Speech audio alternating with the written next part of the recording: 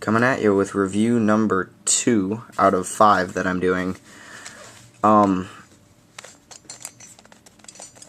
It might not be review number 2 depending on which order you're viewing these in, but it doesn't really matter. So this is the YJ VVG002. I'm just going to refer to it as the YJ 2nd Gen because that's essentially what it is. You can get it for around the $5 to $7 range at Magic Cube, or Magic Puzzle Cube. And as always, I fully support that company, and you definitely should order from them. The stickers are my big problem with this cube. If you haven't picked up a cube in a while, your hands just don't have that texture, that kind of feeling you get when you are speed cubing. And the stickers are really slippery. They got a weird texture to them, and they just get real slippery. Real slippery, real quick. And it's just kind of really annoying. And the plastic is a really lightweight plastic. It's not a very heavy cube by all means. The plastic is also good quality. There are no sharp edges anywhere to poke yourself with. And the internals. The internals are very similar to that of a Ghost Hand 2. In fact, they're almost exactly the same. So naturally, it should give it a feel like the Ghost Hand 2. The size of this cube, it's standard. Here it is compared to a Guhong. Standard size. And the weight it's a little bit lighter than a Guhong. And compared to a regular Rubik's brand, which I have right here, it is a little bit lighter. So the turning on this cube, it's got kind of a sandpapery feel. It's a fast sandpapery feel.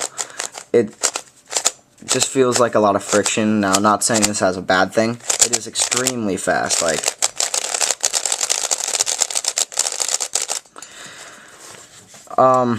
It does have a pretty unique feel to it. The corner cuts, they are pretty dang good. It's pretty effortless to corner cut up until about line to line, and a little bit past it, and that's really nice. It being not a Diane cube, it can only reverse corner cut so much. Most cubes don't reverse corner cut as much as a Diane cube, such as the Guhong or the Lunhui. Pops on this cube, I have not had it pop on me yet. The pieces being as small as they are, like the edge pieces, I'm expecting that it could pop, but it seems relatively pop resistant at the tensions I have it set at. Lockups.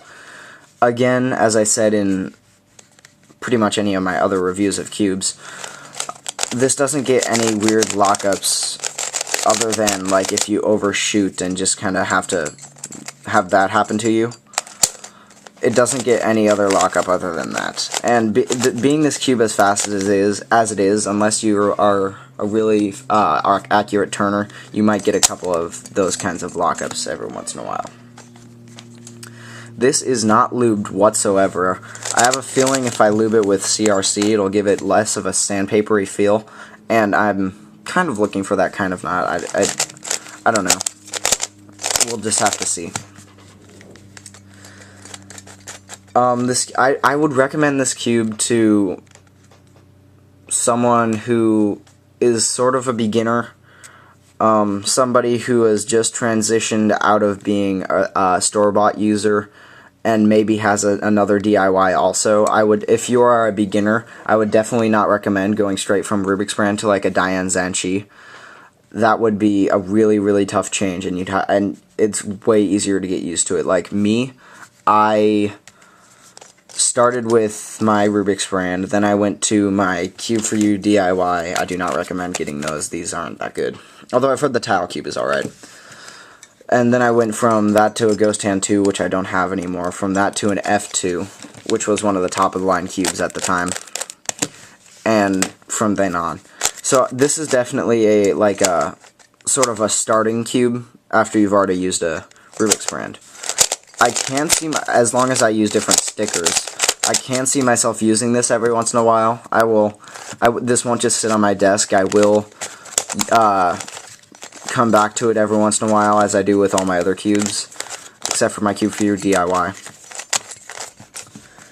And yeah, it can be a decent one-handed cube if you have relatively big hands, because the corner cuts are so effortless. And that concludes this review. If you have any questions, post them in the comments section below.